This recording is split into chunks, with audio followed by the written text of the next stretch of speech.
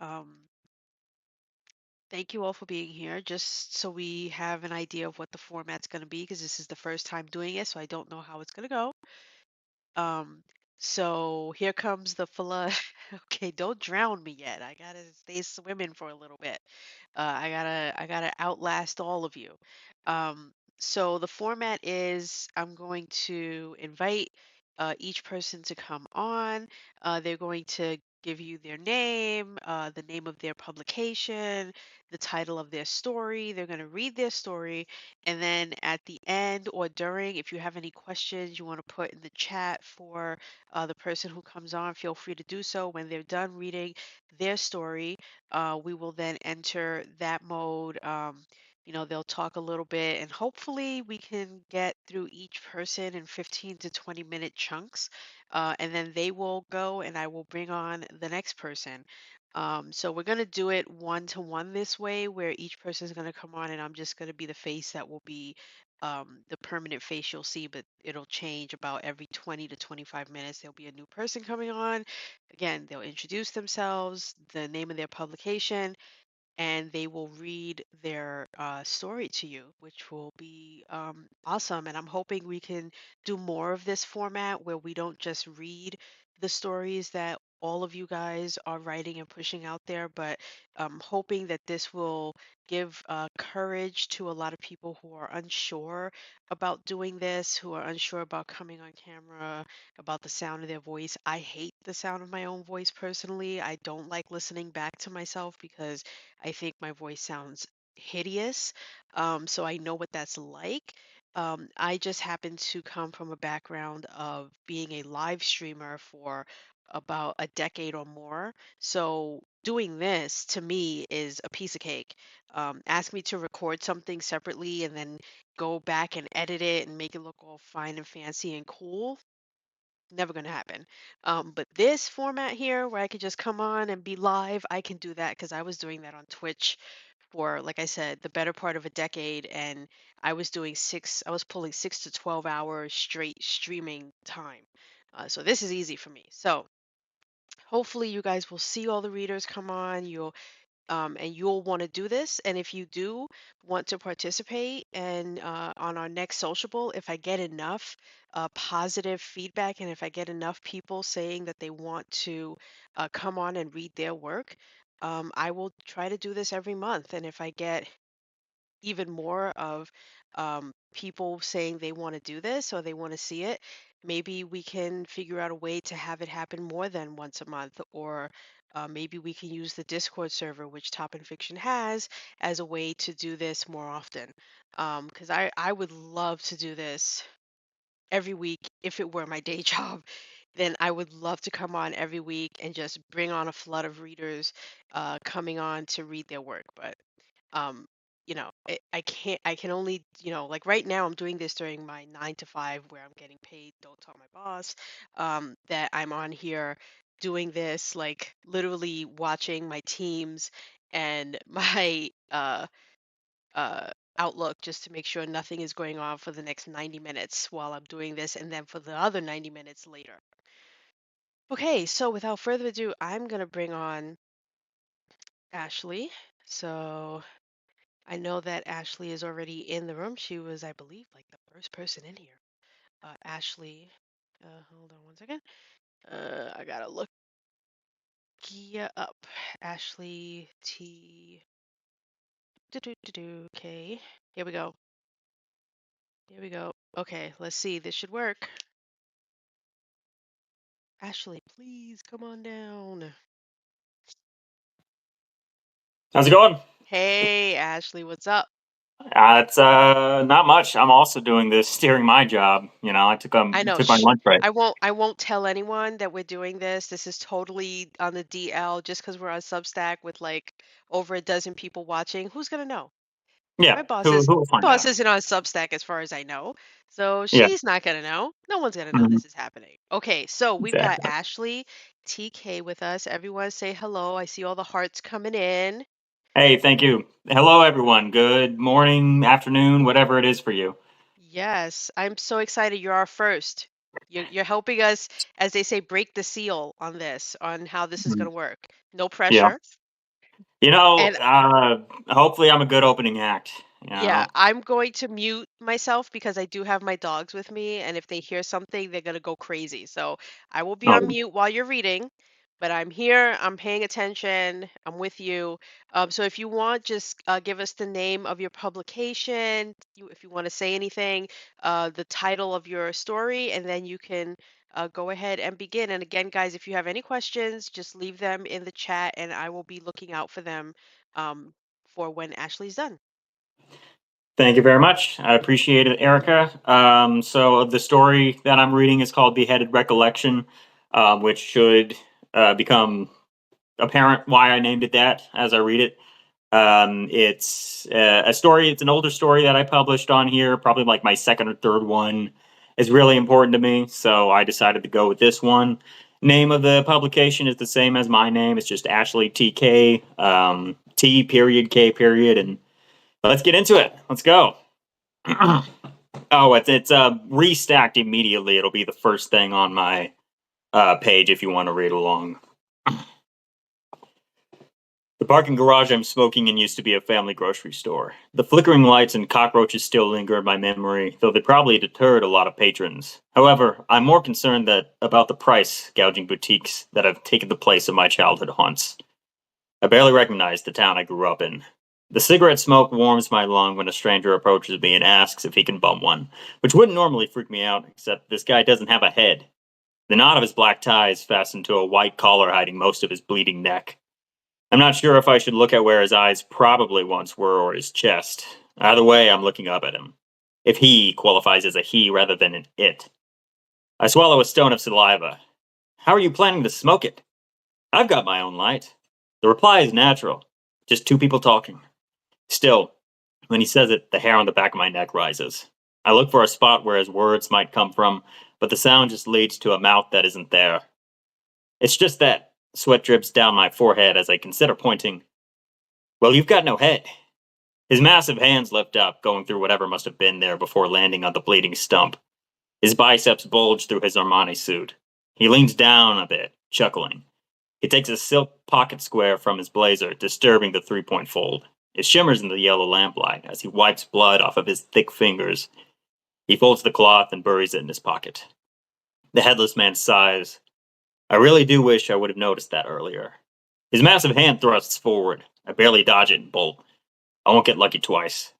He's twice my size, and I can't begin to understand what he is. All I can hope to do is run. His footsteps are loud, heavy against the asphalt.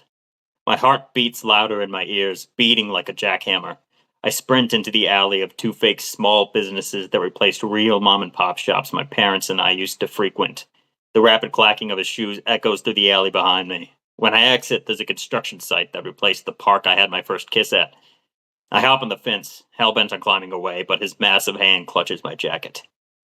The wind in my lungs ejects when he throws me to the ground. He straddles me and wraps his fingers around my throat. Blood falls from his neck onto mine as he chokes me. I pull at his hands, but he's too strong. The edges of the world go blurry, and then it's all dark. Waking up surprises me. I assumed I was dead.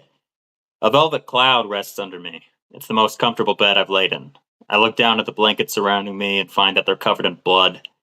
I leave the room and enter a broad hall decorated with artwork fit for the Louvre. The scent of steak and mushrooms permeates the air. At the end of the hall is a staircase which descends into a large den that confuses me more than anything. It's decorated like Warren Buffett owns the place. I just got kidnapped by a headless man. Why does everything look so nice? I go down the stairs and hear cooking in the kitchen, separated from the living room by a marble top island. Spying in, I see me? No, the shoulders are too broad. He's taken my head and attached it to himself. My head, I gasp. There's an 85-inch flat screen in the living room. The dark reflection shows nothing but my body staring back. I had to take yours, he says. Mine expired. How am I talking? I ask. How can I see? He lifts his index to my lips. I plod over to him and fall on my knees, tugging at his trousers. Please, you have to give it back. Somehow, I can feel tears well in my eyes, but only blood drips out of my tilted neck. It's a fine head, he looks up. My chin sits on his neck as he rubs it with the fingers that choked me. My stomach turns. I suppose I could part with it, though. First, you'll have to find me a replacement. Being on the ground strikes my mind. I remember the vulnerability of being underneath him. It's like his weight is still on top of me. I can't. Then leave. About a day has passed since I left. I'm standing in front of an ice cream shop. Inside, I know I'll find $8 scoops that I've never tasted because of a boycott my friends and I all agreed to. We stood on this sidewalk, marched in circles chanting slogans we came up with when the plans to replace the previous joint with this place were announced. When it opened, we earned a night in jail after tagging the place every night. We loved the old joint. All of my best memories were there. Now they're gone. That place was a family member to me, and now I can't even recall its name. I can't even remember the stories that happened inside. I know that other things are missing too. The earliest memory I can conjure is my high school graduation. I'm 23 now. Or am I 24? When is my birthday? I'd kill for a mouth to smoke with right now. A child walks out of the ice cream shop and points at me as he screams. His mother gasps and pulls him close. I run away. When I come back to the stranger's house, he knows why. He tells me that the replacement doesn't have to be alive as long as the head's intact. It might even be easier for you. You're small, probably can't carry a whole body. I nod, except I can't. He takes my silence as some kind of answer. Either that or he can see the nod. Who knows what he can do? He gives me an axe. The head shines in the sun, complementing the lacquered handle. I give it a trial swing and the weapon slides exactly as I expected it to. When you find it, bring it back to me, he says. There's a forest near here. I still remember how to get there. I don't really remember the last time I was there, but that doesn't matter. What matters is that I need to find a head. For one reason or another, there's always someone alone in the woods. Dead leaves crunch under my feet as I march into the forest. The sun peeks through the trees, struggling to shine any light on the ground. Finally, after a long trek into nature, I see signs of life. There's a torn sleeping bag, some magazines poorly stuffed under a rock, and two smokes left in a pack. I light one up and, oh yeah, no mouth. Shrubbery outlines the camp. I kneel down in some plants and wait as the sun goes down. Nightfall comes and I fade into darkness. He arrives. He smells like he was rolling in dirt. The holes in his clothes reveal that he's thinner than me. Greasy hair lined with stains covers his entire head. I've been waiting for him so long, yet I never knew how he looked. He lays a cardboard sign down on the ground and sees the cancer stick I discarded, picks it up to investigate. I stand and the leaves rustle. He looks around, but it's already too late. I'm mid swing. I slash his stomach and he falls. He screams, tears rolling down his cheeks. Blood pouring out of his mouth silences him, but he doesn't need to speak. His eyes ask me why. Because I need a head. With a heavy swing, it rolls off. I can't remember why I needed the head, though. Wait, I need it because I don't have one. I place his head on top of my neck, but it just falls off. I guess it doesn't fit. Time to find one that does. Okay, that was a little bit hilarious there at the end. Yeah, horror and humor are the same thing, if you ask me. They are. Just nice images. Nice images all around. I like that. It didn't fit. That was the twist. The twist wasn't that he lost his head. The twist was that the head he got didn't fit. I think that was the better twist. Yeah. It's just well, I don't really know how to comment on it. I'm glad you enjoyed it. Yeah. I think the losing of the memory is sort of for me represents what I've seen with my town, just sort of getting gentrified. I used to live in a house that's now the most expensive part of that town. I've seen pretty much every child owned home I had torn down. They're no longer there. So I was just trying to replicate that feeling of being pushed out of somewhere that's your home. Right. And not understanding why. Um, that was cool. I also like the that one little line at the end, where he's like, "Wait, I don't remember why I needed the head. Wait, I do remember because I don't have one." Hmm. That Thank you. was such a powerful line there at the end, where you realize sometimes you forget and you need something to remind you. Um, It's such a subtle line, but to me it's the most powerful one there. Yeah. Okay, so if anyone has any questions, I've been following the chat. Everyone's giving you love and applause. I'm happy Ron you all says enjoyed it. good band name. Um, I think that was relatively painless. It went really well. It was a good length. Yeah. So thank you for helping me test that out because I was weighing the pros and cons on what would be too long, what might be too short. I know a lot of you guys like to have your longer pieces, so I don't want to limit that. Maybe next time I might say I might increase it a little bit more. Give you Okay. a little more room to breathe. I feel But you, man. yeah, but I think that was an excellent, well contained, awesome, good horror story. And I like that the first story was horror. I wasn't sure what anyone would be reading. I tried not to say I'm only going to accept this genre. So I'm glad that the first one will happen to be a favorite of mine, which is horror. So Yeah. I'm glad. I'm glad too. I mean, I try to shift between genres when I write, so I didn't really know myself what I wanted to read. So yeah, I picked a more personal piece, just something that represents something that means to me. yeah. Hopefully, the crowd enjoyed it as well. Yeah, you guys, if you're not following Ashley TK, please go look for him.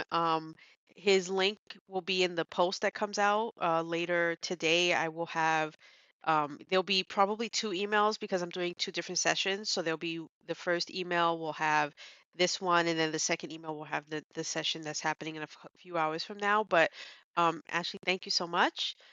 Of I course, appreciate you coming on. And if there is a link, I'm not sure if you shared it with me. If you haven't, share it with me in the Discord so I could link to that story along with the post. I just want to make sure I have that yeah, Substack link. All right, you awesome. got it. Okay, so now we're gonna test saying bye to Ashley. Everybody, have a And good one. okay, so we're still here. This is me testing, like having people come in and out of the chat as well. There's a lot of testing going on. So I'm gonna give about 3 minutes, and then we're gonna have the next person come on. So how's everyone doing? How's everyone in the room doing? Was that good? Were you able to hear me okay? Hear Ashley okay? I muted myself so you didn't hear my dogs going crazy. Just let me know everyone's doing good. You got a drink? I actually have my I'm gonna have some grape juice in a minute. I like to have a nice flavored beverage um, when I'm listening to some reading. I've been doing a lot of audio book reading lately, so it's been great. We've got Garen coming on next. She's really awesome. I connected with her when she did the 12 Days of Christmas horror series that happened last year, where each day a different horror story came out, linked to the 12 Days of Christmas. So that was pretty cool. We will have um, Garen come on in a couple of minutes. I just want to take a sip here. Oh, I don't know why I'm so thirsty. Everyone is reading their story and I'm the one who's parched. But okay, I think that went awesome. So, let's just take a minute. And you know what else? This is a little selfish of me because this is my opportunity, not just to give you guys fiction, but to also meet a lot of the people that I've wanted to meet, not just via a DM chat, but actually here on the screen. And it's kind of awesome that Substack gives us this ability for me to meet Ashley. Now I'm going to get to meet Garen and I'm going to get to meet a bunch of other people that in under any other circumstance would literally just be on Substack notes leaving comments. But now you guys are coming on with me, and I couldn't be more thrilled to have this and bring this. And thank you to everyone who's coming in. Keep coming in. Where we've got several stories that are going to be happening today throughout the day. So right now we've got three more people lined up to come on. And then this afternoon we're going to have another set of three people. So here we go. Without further ado, let me do this again. Testing out. Okay. Let's see. We should have Garen waiting in the wings. Hello. Hello. Oh my gosh, Hi. this is cool. This is too cool. I'm geeking out for everyone. I'm sure everyone in the chat is I'm geeking out that I just said, "Hey, can we all get together and read our fiction?" And that so many of you guys just said, "Me, me, me. Yes, I will come on and read my fiction." And I was like, "Oh, awesome." So I couldn't be more happy to have you on to get to say hi to you face to face. So, let's start there. Totally. Um Can you hear me okay? I'm on the road in a hotel room and I'm a little worried. Am I good? Am I I'm hearing you okay? perfectly, and you guys let us know if you can hear Garen okay. You're coming through good for me, so Okay, good. being selfish, I'm going to say that's all that matters, but it's not. We want them to hear you too.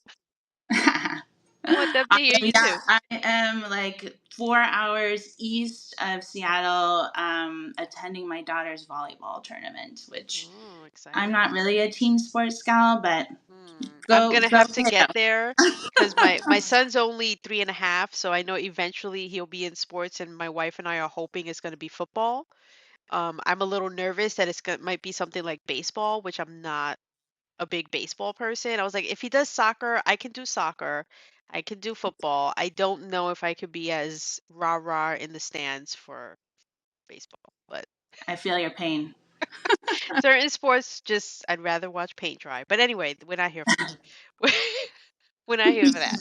So, okay. So I am going to, like I said with Ashley, I don't know if you were watching for that. I'm going to mute Yeah. my mic just because I've got crazy dogs. But everyone, this is Garen Marie. And if you could just tell everyone the name of your Substack, anything you want to mention or promote or anything like that, and then you can give the title of your story and get started.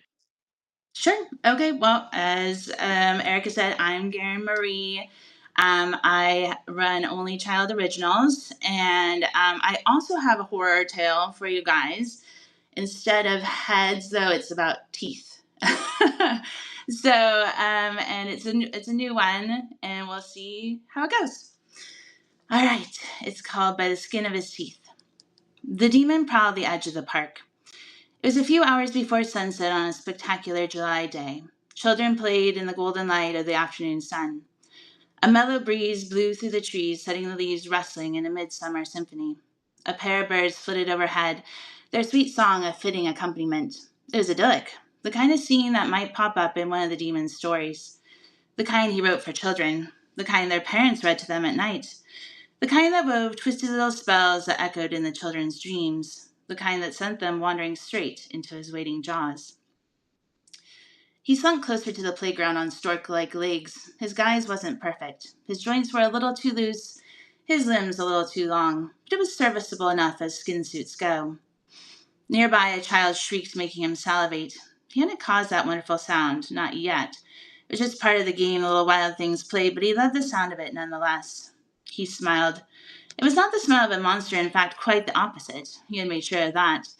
And all the humans who wondered about his presence in the park decided he was harmless. All of them, save one. He felt a set of eyes on him and turned to look, keeping his borrowed face neutral. The gaze belonged to a lone old man watching him from a stair-step vantage point. A little green kiosk nestled on the stone wall next to him. Unperturbed, the demon flashed him his most charming smile. He knew from experience that this smile melted hearts, put minds at ease, unlocked doors, and beckoned you closer. The old man, however, didn't seem disarmed by the demon's grin. He only stared harder, taking a drag from a cigarette and letting the smoke go on a measured breath. Strange. The demon sauntered over, slow, like a stork stalking a stream. He mounted the steps, hands slung in pockets, eyes upturned, smile stretching his red lips wide. The old man took one last long pull on his cigarette, then stubbed it out. He did not return the demon's smile. Beautiful day, the demon said. Certainly is. Drawing up next to the kiosk, the demon saw it was full of books, and he snored a little to himself. Fitting. This is charming, the demon smiled, hand indicating the bookseller setup. I haven't seen one of these stands outside of Paris. Just trying to enlighten our little corner of the world, said the bookseller. The demon drew nearer, running a too long finger down the spines of faded old volumes. Wonder if you have any of mine, the demon said. I'm an author, you know.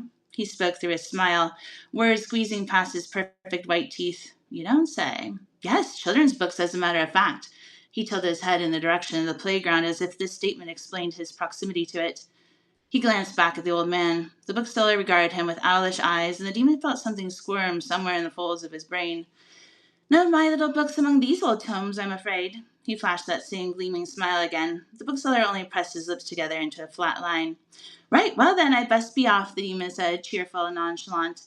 But inside, his black blood pounded through his veins. He had a sudden need to be away from this man and his piercing stare. "As a matter of fact, my editor is expecting pages soon. Don't want her disappointed. Lots to do. Procrastinator, you see, but I always manage to get it done by the skin of my teeth." The demon was prattling. He knew it, but for some reason he couldn't stop talking. The bookseller only stared. "Okay, well then, see you some other time." The demon backed away. "Maybe I'll bring you a stack of my books. Get them into the hands of these little heathens, eh?" Tilting his head once more in the direction of the playground. "By the skin of your teeth," said the bookseller. But the demon didn't hear him. He was already halfway down the block, the summer sun making his skin suit sweat. That night the demon sat down to write, quill and ink before him. The magic never worked as well if he didn't scratch the words out by hand. But the story remained lodged in his brain, a splinter he couldn't quite dig out. He put his hands to his head, raked his fingers over his face, pulling the skin into an exaggerated frown. His jaw clenched and his teeth squeaked under the pressure. One of them, an eye tooth, began to ache. The demon breathed out, rubbed at his temples. His skin suit felt tight. He wanted to claw it off, but it would take him months to fashion another one half as good. The pain in his tooth graduated from a throbbing to a stabbing. He grimaced and brought his fingers up to his mouth. The tooth came away in his hand. The demon reared back surprised as the tooth began to jump and wriggle, popping in sudden bursts as it expanded in size. It sprouted 5 humps, 2 elongated into arms and 2 into legs. The fifth continued to bloat, becoming a bulbous head with staring black eyes and a rough gash for a mouth. The toothed creature leaped down from the demon's hand and raced across the paper. Then it took up the quill and, in a childlike scrawl, wrote, "Once upon a time." The demon stared, alarmed, unnerved. Another toothache began, and the process repeated itself. The second toothed creature wrote, "There was a naughty little imp." The demon stared at the words, eyes wide, mouth throbbing, as the little creature joined his fellow on the side of the desk. Then the demon's mouth filled with sudden searing spasms. He doubled over his desk, and 8 more teeth slipped between his lips, snapping and popping, forming limbs and strange blank faces. They wrote, "He did many terrible things in the dark, when no one was watching. And during the day, no one suspected, because he was very good at hiding behind cheerful stories and friendly smiles." The demon gasped and choked as thick black blood gushed from his gums and down his throat. Pressure built behind his eyes until he thought they might burst. Instead, 7 more teeth exploded from his mouth, hitting the desk in quick succession like hail spit from the sky. As before, the teeth popped and cracked into creatures. They took up his quill, and one after another they wrote, "But there was one, a seller of stories, who knew him for what he truly was, for like recognizes like. And the bookseller owed a favor to one more powerful than he, and when the debt was called in, the bookseller knew exactly what to do." The demon, pain-addled and furious, threw out his arm, trying to knock the infernal teeth from where they perched one atop the other on his desk, but another wave of pressure stayed his hand, and 4 more teeth erupted from his mouth. The naughty little imp was a hack, a poser, a leech. Everything he'd done by the skin of his teeth. The demon screamed and snarled. He closed his mouth, locked his knuckles over his lips, but he felt more teeth pop free from his gums and burrow through his cheeks, slice through his fingers. Once out of his mouth, the teeth creatures kept writing their story, even as the demon's clumsy hands tried to crush them, throw them, tear them apart. Barely squeaking by on false charm and sordid smiles. That's the way he told tales, sold stories, bewitched children with words, the way he'd gotten away with murder. The demon howled, black blood dripping from his face, his mouth, and as he screamed, out slipped the final 6 teeth. He was brash and bold in the way only the ignorant can be. He didn't know that some parents would sell their souls for a chance at retribution, and so it seemed only fitting that his day of reckoning would come by the skin of his teeth. And now the little creatures, pearly white hides glistening, stood in front of him, one row on top of another, in a ghastly parody of a mouth. They rose up, and opened wide, forming a gaping maw, an opening to a black abyss. The teeth bit. The demon screamed. The teeth chewed. The demon fell silent. The teeth smiled. I'm dying. I don't know if I was trying not to react too much, so I'm like, I'm just not even gonna look. Because I'm also reading along with you because you sent me the thing. So I'm like, I'm reading it here and I'm hearing you because I like to read and hear at the same time. And I'm just like, I don't know if everyone else was like watching my reaction as I'm trying not to react. Like, what is happening? Oh my God. I Wait a I read this minute. I read this to my daughter last night, and she's 14 and like not into horror at all, and she's like, "Mom, it was well written, but what the f is wrong with you?" Like, I love those. I love where you think you know, but then the twist isn't even that we're talking about a demon here. That's not even the twist. And to me, the oh twist god. isn't even the teeth falling out, writing the story for him. Like, that's not even the twist either. Although, how brilliant would it be if all of us had our teeth fall out and just write the story for us? I've got enough teeth. Let's go. The Oh my twist is god. the bookseller. Like, wait, what? Right. Oh my God. Okay. Oh, that was Um, so good. That was okay, so thank you. good. I'm having I don't know about you guys in the crowd here in the audience, but I'm having so much fun. Like this is too Okay, good. good. On the Uh, one hand, I feel like I need to up my game.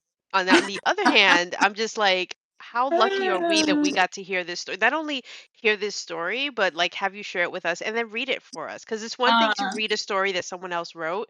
You always read it differently. So to get to hear your voice, hear how you would read it, like I don't know if you made intentional choices on having the demon think as fast as they spoke, but it was kind of mhm, like you sped up the dialogue, right, and and to me it's like those little things that I notice that I don't know if, that was intentional or anything, because I was like, okay, I don't think she's nervous. I don't think that's why she's reading that fast. I think she intends for you to understand that this is a demon who's like on it right, and he's got things to do right. and he's got thoughts happening and he's got to race Yeah. through them.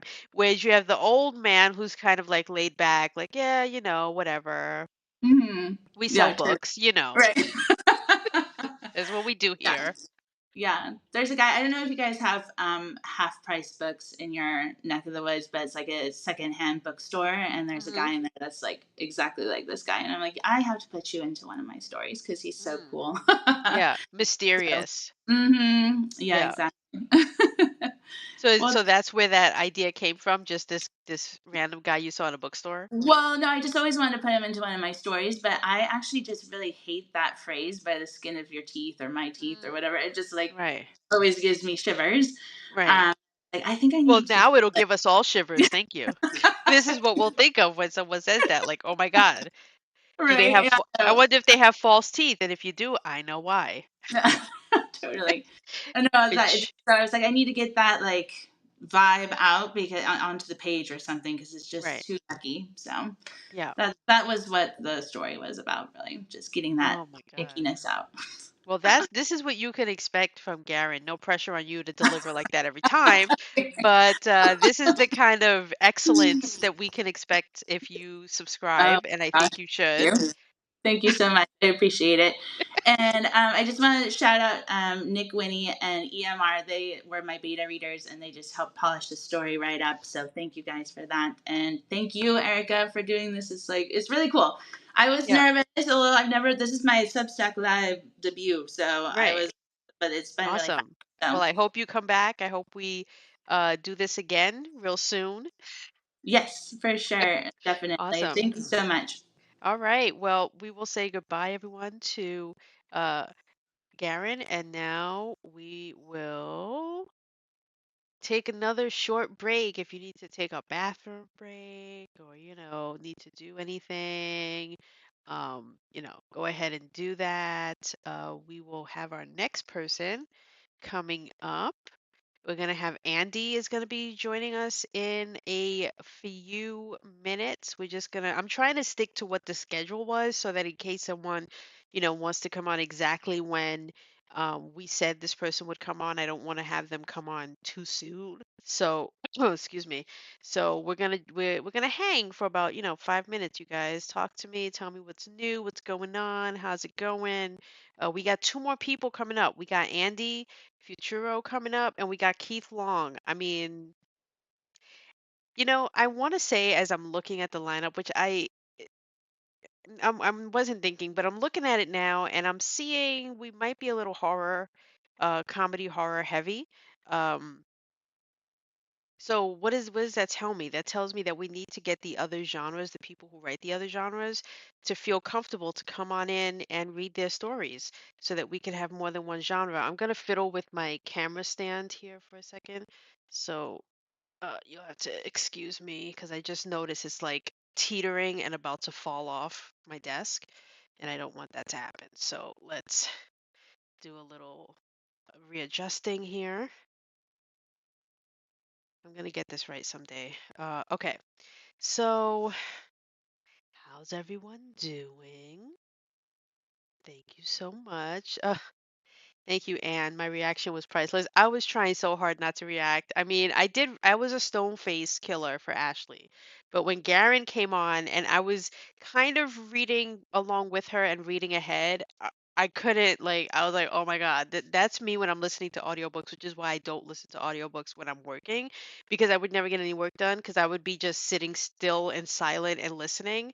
So I don't listen to podcasts and I don't listen to audiobooks. The times that I actually listen to podcasts and audiobooks is actually before bed. I find that to be the best time for me to do it. But then what happens is I end up falling asleep. And then I wake up and I'm like 6 chapters into a book that I was listening to, and I'm just like, dang, I just missed like 3 hours of the. One time I fell asleep and I woke up and it was literally the last chapter of the book, and it was like the end, and I'm just like, wait a minute, I have to rewind this now and listen to it again. This has been, I mean, we've only done two, and I'm already having a blast. And we got two more coming. I can't, like, my mind is blown on the willingness for the community to come in and listen to these stories being read.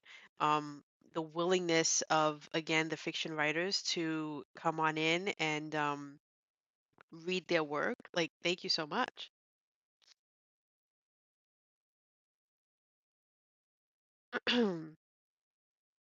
I really appreciate it.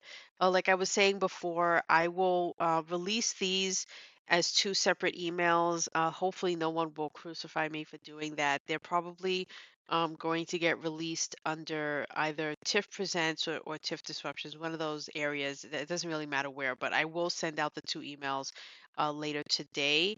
So, please don't get too upset if you weren't expecting it because I try to have pretty strict guidelines for when I send emails. I don't want to just send emails randomly and for the sake of sending emails. But I think in this case, for the sociable, I'm doing two different sessions. I would love to combine them all into one, but I think it'll be best to just have them separate since they're each going to be their own very unique length. So, um, be ready for that. I will also say for these last 2 minutes before I bring on Andy, I do not have any of my stories ready to read, and so I'm not gonna. I was going to read some, but I just feel a bit of self doubt, and so I'm just gonna let that sink in to my soul, and just choose not to read any of my work because you guys are getting awesome work by other writers anyway. You don't need my work.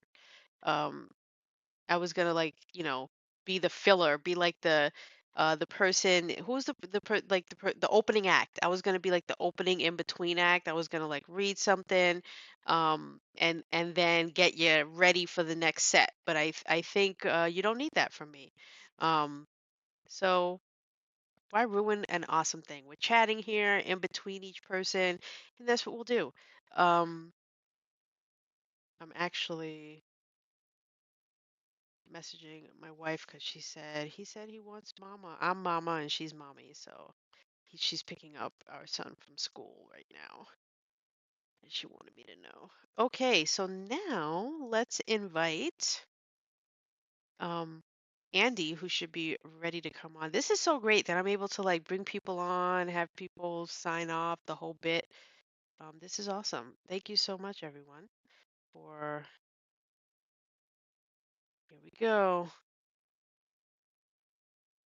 Andy, come on down.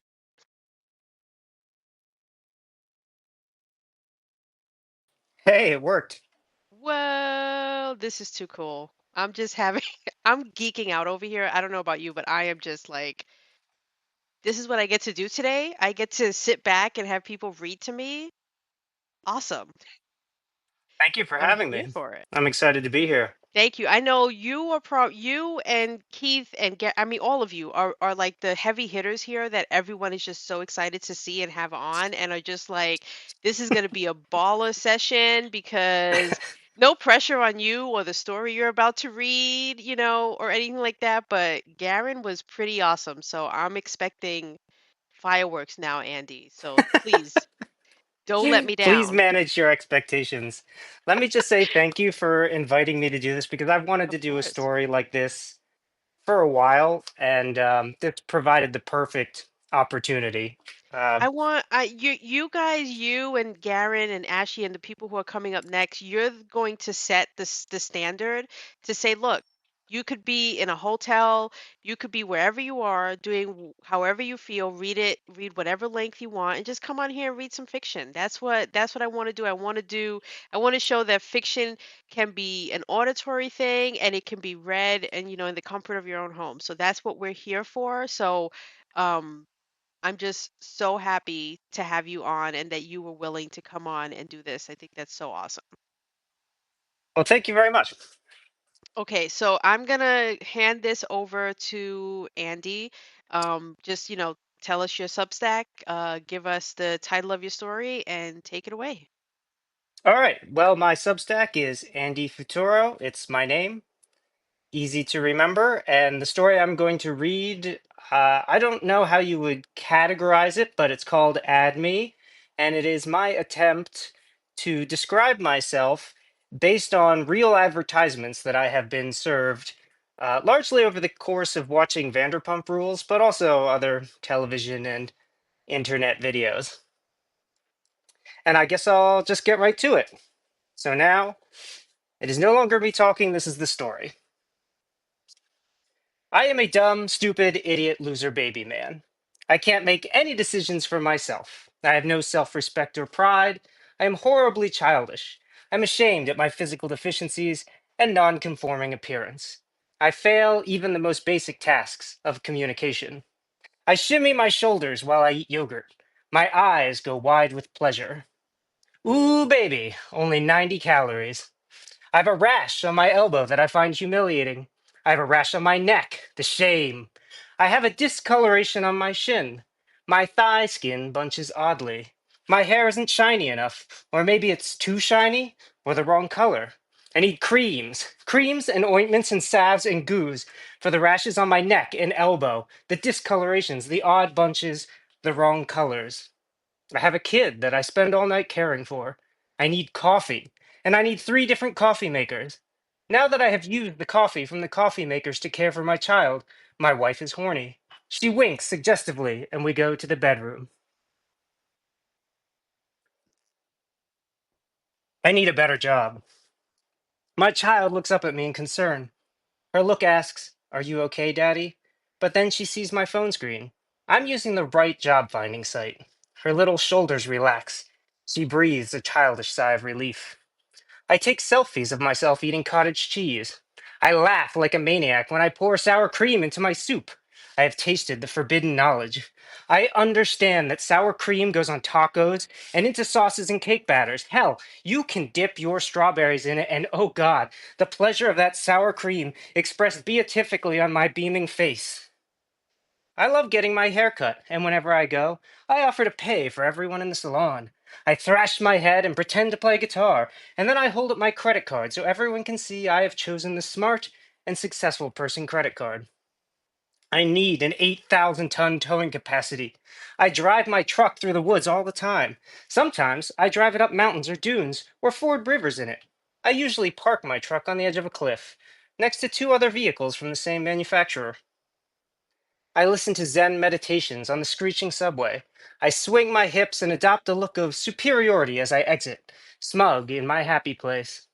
I teach myself to dance in the scarce minutes that I'm not working or performing the work of childcare. Thus, with the power of these subscription courses, I can pretend to have some kind of artistic endeavor as the jaws of my frenetic schedule clamp down into the tender flesh of my well being, any joy oozing out like spittle and blood. I love celebrities. They're like the friends I don't have in real life. Or maybe they're my mom and dad, or maybe my spiritual leaders. Whatever they are, they're the closest thing I have to a role model. If they like something, I like it too. And they like all kinds of things: smartphone gambling, short term car rentals, banks, and insurance products. Oh, the insurance products. I could be saving so much money every year on my car, my house, my boat, my shed, my storage facility for my boat and car. Oh, yeah, and my motorcycle. Thank God for celebrities and cartoons. Finally, I know the right amount of insurance to buy for my risk tolerance. Every day, I drink a big glass of infant nutrition fluid extruded from the teat of a bovine. I give the bovine infant nutrition fluid to my kids. They're growing. They need the bovine infant nutrition fluid. They're so happy to drink the bovine infant nutrition fluid. The fluid stains their lips and bubbles in the corners of their mouths. They grin. I have done well for my brood. I put on my headphones and I play that song. You know the one. It's the one that's playing everywhere, all the time. One of the agreed upon songs. I breakdance through the street and run straight up a wall. I'm cool. But more than that, I'm rich because I have the good headphones from the rich people company. I'm better than those losers with the bad headphones from the poor people company. Ugh, sleeping is so hard. I'm tossing and turning all night. But there's a mattress that I can move up and down and change the temperature that will give me an incredible sleep. I love this mattress. Oh, yeah, I'm gonna snuggle into it, abrade my skin against this cool fabric. Yes! Because my country celebrates having presidents, I can get this mattress on sale. Oh no, I don't know how well I slept. I need a graph and some numbers to understand if I'm ready to do something or not. Oh, thank God. There's a device I can wear that will show me some numbers. Yes, track me, reveal the secret rhythms of my body, follow me everywhere, tell me that my heart beats, my lungs pump, track and record. Record that I live so that I may relish in the data and know that I am alive. I have low testosterone. My life is sad and gray. I'm ashamed. Phallic objects fall limp as I pass. But there's hope, a treatment. Even a luckless pissant loser like me can raise his testosterone. Finally, I will have appropriate testosterone levels. Color returns to the world. The phallic objects around me snap strong and hard. I am weak and flabby. My body has reserved lipid tissue in case of famine. My reserved lipid tissue isn't attractive to women, the people I'm supposed to be attracted to. Oh God, they're mocking me. I need to stimulate hypertrophy in my muscle cells. I need to eat as much muscle tissue as I can pry from the carcasses of other animals. Look at me now. I'm strong. I'm jacked. I'm phenotypically fit. And soon to be biologically. Right? I'm joining the military. The Marines, probably, or the Navy. The mission is clear. We're going to fly helicopters in formation and then evacuate people who need medical attention. After that, we're going to run through a snowy forest and salute. Mission accomplished. I am a man. Man. This is men's soap. These are men's pants. These are men's glasses. I'm playing a man sport, man. I look like a man, right? You think I'm a man. I'm a man. Please tell me you think I'm a man, man. Men's activities, men's hobbies. I'm eating meat. I love meat. Barbecue, burgers, manly. Men eat meat. We love meat. We don't settle. We don't compromise. We get the job done. What is the job again? Beer, trucks, cowboy hats and boots. Decisiveness, efficiency, calm under pressure. Towards what end again? I missed that part. Oh, cool. Watches, explosions, hard edges. Leather, not that kind. I'm a man now, right? Here's a men's hat, men's underwear. We have special manly grooming needs that we need to pay for. This is serious man business. Man, meat, bourbon, man, beer, man. Oh, this is a show for men. I'm a man. I drove a big truck for men. My job is a manly job. Drinking, smoking. Don't ask questions. Don't step out of line, man. We're winners. Discipline, kicking ass. Men, sports, war, man. No women here. They're stuck in the ads for vacuums and toilet bowl cleaners and face paint. Man. I am a man. Please say I'm a man. You think I'm a man, right? Do I smell like a man? Here's a bottle of odor for men. A celebrity man wears the odor. Everyone agrees he's a man. Now that I wear it, I'm a man too. Is there a single person on earth who could possibly think I'm not a man? I cannot accept that. I am such a man that I can't have anyone think that I am not a man for any reason. I will take out my leather wallet and brandish my metal credit card that signifies I hoard better than other hoarders, and I will transfer some of my imaginary hoardings to physical masculine symbols until everyone in the goddamn world knows that I'm the manliest man who has ever manned with men. But not in that way, except in the pharmaceutical ads. There I can be free to be with another man in that way. We can ride hot air balloons across Cappadocia, slow dance to live jazz, and soak in outdoor bathtubs facing the Pacific Ocean. All I have to do is ask my doctor if my rash cream is covered by insurance. Fiend.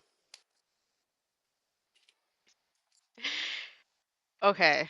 I have come to the conclusion of a couple things because I had to write this down. Ashley came on and he was all about description and just giving us the five senses. Garen came on and she gave us comedy and horror. Andy comes on and he gave us performance art.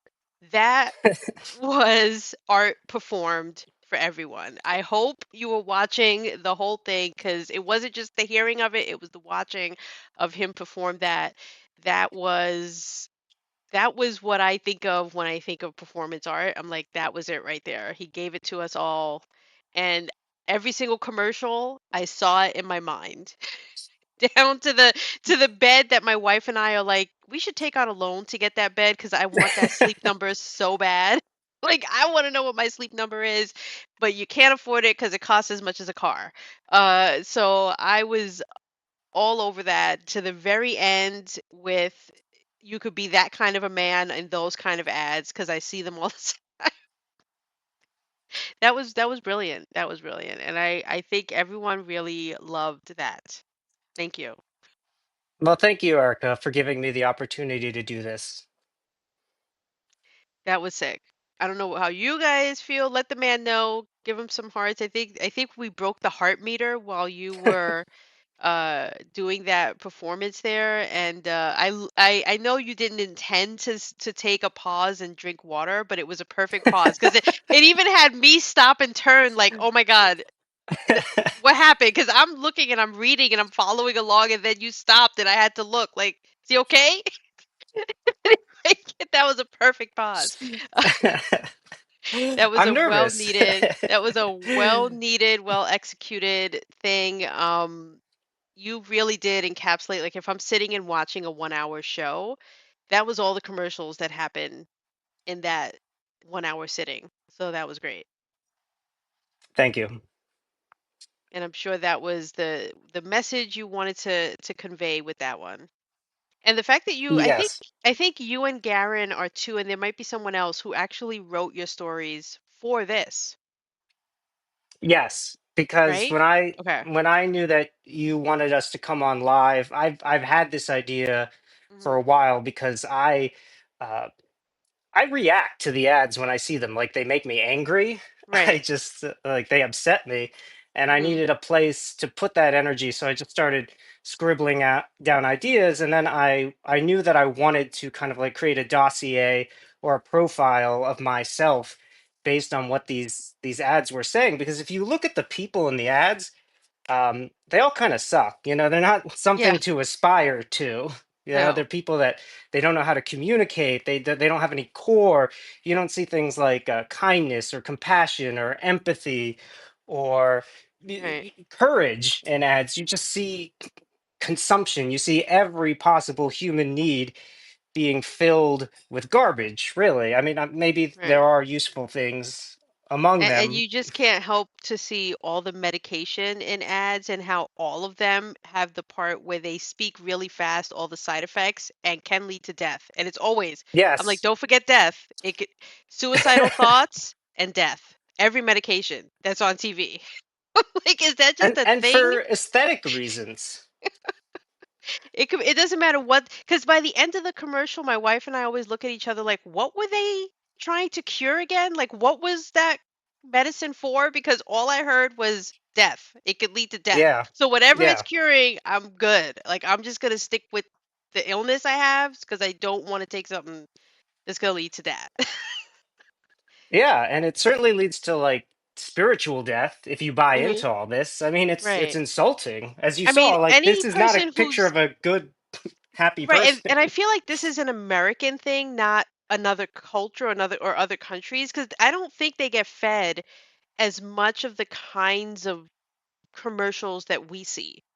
I don't think I mean I don't know because I don't live in the UK or anywhere else, but I can't imagine that they're all getting these commercials about you're too fat, so here's medication to get thin.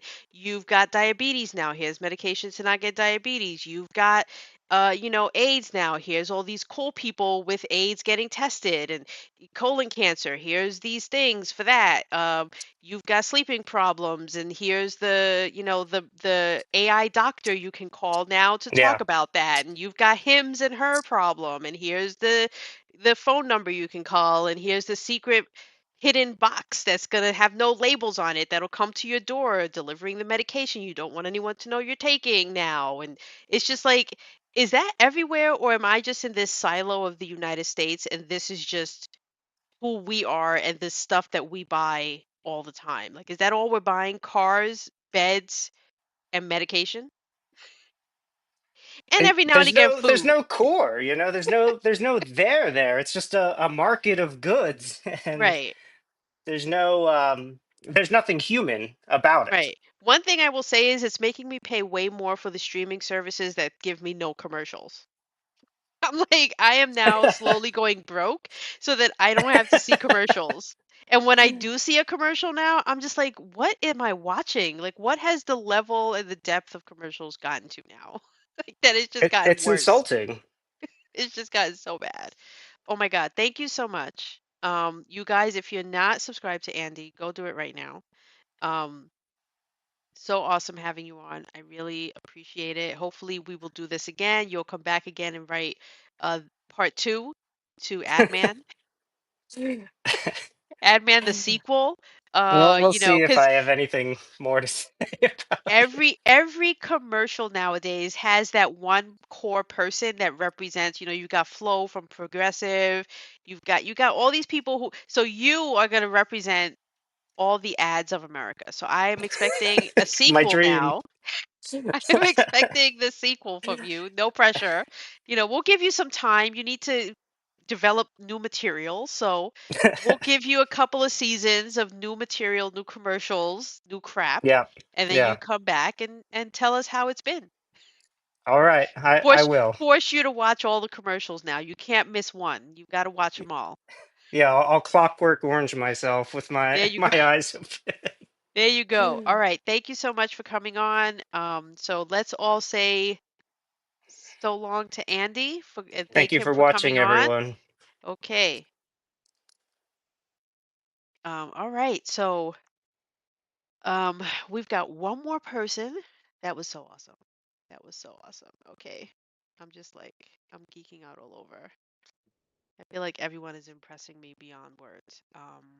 And I actually talked to Andy so much that now we're just going to you have a short break this time. Don't take 5 minutes. Take like a minute if you need a minute to decompress. And I saw your amens. I give you an amen right back. Thank you so much for enjoying me as your host. I guess I am, right? I'm your host. Um, okay, so we are going to bring on Keith, and Keith will be our last person for. Um, Let me just confirm that. Yeah, Keith is going to be the last one we've got, and then we're going to take about I think a 2 hour, like an hour and a half break. And then we'll be back for the second session where we've got even three more amazing people coming on to read. So without further ado, let me bring on our next and final. And just because you guys asked, I will read one thing after Keith comes on. So I did look up one story, one 100-word story that I will read to sign us off. So let's wait till Keith comes on.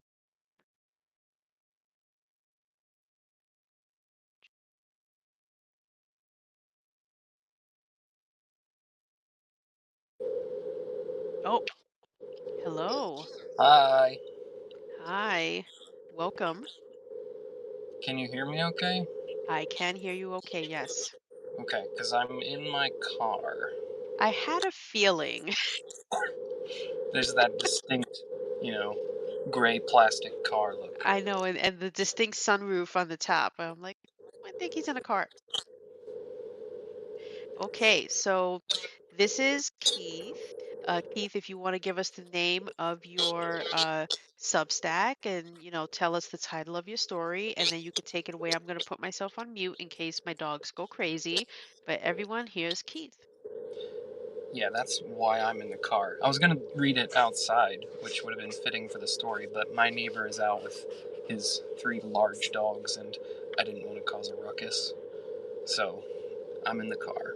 But my name is Keith Long. This is also, alongside Garen, this is my Substack Live debut. Even to the point where my profile picture is just a hand, so that's my hand, and this is me. I wrote this story, it's called Mother, and I wrote it through Edith Bow's point of view workshop class. Um, and I was given 3 words as a prompt. The first was vermilion, the second was Pyrrhic, and the third was chessboard, I believe, or a checkerboard. Um, so I sat down and I just wrote straight through. So because I wrote straight through, it was a little bit shorter than everybody else's stories. So hopefully, it's still enjoyable for everyone. All right. So this is Mother. I've always wanted a garden, a living vermilion blanket to cover my beds, to crawl under, be shielded by, protected with. I dream of lying in the earth and letting it grow over me, hide me, and in my dream the roots are not rough. I can picture the view up through the green stems and their swaying nubile buds, the sunlight coming through the thin membranes of leaves, illuminating dark veins against yellow dark, against yellow-green hearts of plant life. I've always wanted a garden, but my thumbs are pink, fleshy-colored, peach maybe. Moons of earth, crescents under my nails from clawing, desperate, grasping, greedy handfuls of this thing we call Mother. I've always wanted a garden, but Mother doesn't like the pine wood box I made for her. She's always growing out of it. My, look how you've grown. You grow up so fast. You're growing like a weed, little Mother. It's time I trim you back, put you back in your box. You may outgrow it. You may even try to wither your way out of it, but you're all mine now. No, your petty Pyrrhic victories will only make me try harder. If you outgrow, I will cut you down. If you wither and dry, I will drown you back to life. You, dear Mother, may be the queen of the chessboard, but I am the one playing the game. I will cultivate you, shape you, ply you into the pretty shapes I like. I will make a checkerboard of boxes and put you in whichever ones I see fit. If you're good, if you bring me things good to eat and smell, I may even give you something to drink, if I remember. Don't look so sad, Mother. Don't let your blooms droop and fall. I have plans for you. That natural beauty of yours is exquisite. We simply must display it behind this glass. That fruit of yours is delicious. I will ensure you grow enough for everyone to try it. You see, Mother, I am helping you. You should thank me.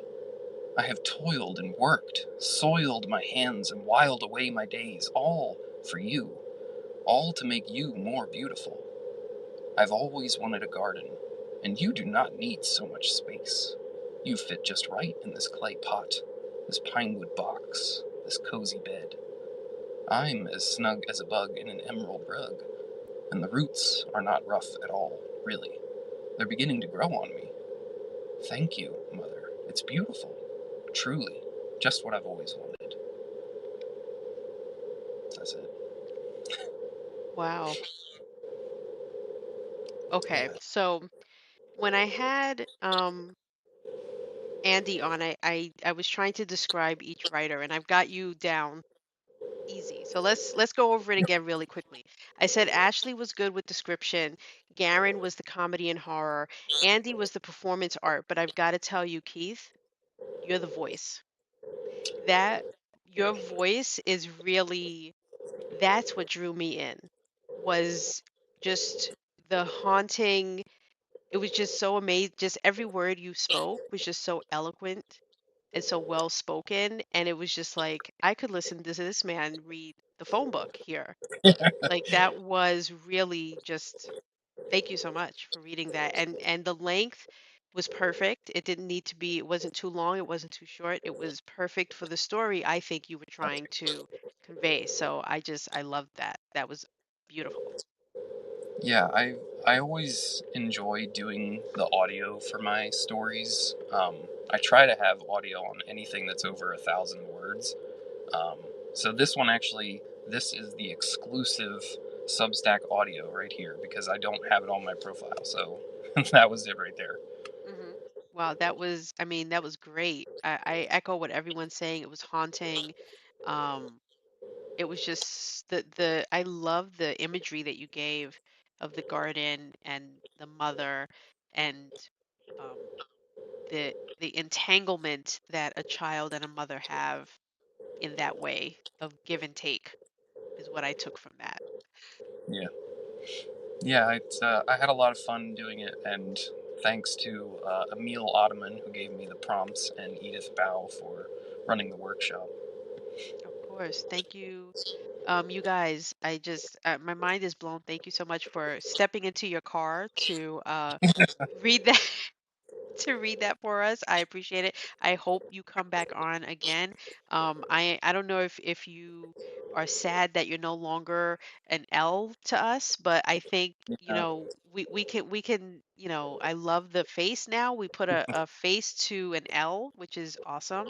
So thank you so much, Keith, for coming on and for sure. doing this. I appreciate it, and I know everyone else does as well. You got hearts. You'll get hopefully some people subscribing, following this guy's awesome. Go listen to his voice even more if you can. Find all the audio he's got. Go listen to it. Thank you. I appreciate it. Yep. All right. So we are going to say goodbye to Keith. Okay, so I promised that I would read one of mine to just sign us out. So I quickly went through my 100 word stories and I found one. And I'm willing to read it just because it's 100 words, which means it'll be really short. Um, just a quick recap though, on we started with Ashley TK, who read his story, which was amazing, about decapitation. It was so well done. The description was awesome. We had Garen Marie who came on, and she gave us just a hilarious, I think, story about the skin of your teeth, or the phrase by the skin of your teeth. Then we had Andy come on, and his performance art on his piece was just the chef's kiss. But the real banger here, I think, was also Keith and his sultry, um, haunting voice reading. His story was really so awesome. So we have those four. And then I just want to give a quick reminder that we will be back in about 2 hours from now, a little less than 2 hours from now. We'll be back with three more people who are going to be reading um, their work for us. We're going to have Oscar Rudo come on, Hannah Delaney, and Leron Haywood will be coming on in about 2 hours from now. So take a break, stretch, eat something if it's your, meal time, all of that jazz. Um, and so now I'm just going to close off with a 100-word story that I wrote back when my mom was alive and she was staying in a nursing home. Um, and at the time, my mom was very sick. She was bouncing from hospital to nursing home, back home, and around again for a long time. And so I wrote this, which is meant to be an ad, or you could say a commercial, for a nursing home. And in order for me to let out my anger at the situation that we were in at the time, I wrote this because I've been writing 100 word stories, if you can believe it, for easily over a decade. It's only just recently that I'm writing one every day, but I've been doing this for a while. And so I just want to read this before we sign off. And this one is called Split Rock. Welcome to Split Rock, here to accommodate all your last life needs. Work becoming a bore, children hassling you all day with questions you don't want to answer, love life not as exciting as you thought it would be. At Split Rock, we come equipped with bone crushing massages, soul cleansing oils, last meals, sin soaks, a full blood treatment, and a movie theater too. Beds are going fast, so act now. And if you call within the next 15 minutes, we'll throw in some quick release after last meal mints with your order. Satisfaction guaranteed or your life back. Okay, so that is a 100 word story called Split Rock. So that's it, guys. I will see you again in 2 hours. I'm going to take this break to stretch and do some stuff. Hope that we have 55 people in the room right now, which is insane. I think that's the most we've ever had doing Top and Fiction. And we do this every week. We're here every week, every Monday. We do a Top and Fiction live. Thank you all so much for being here. Hope to see you again in 2 hours. Go take a break. See you later.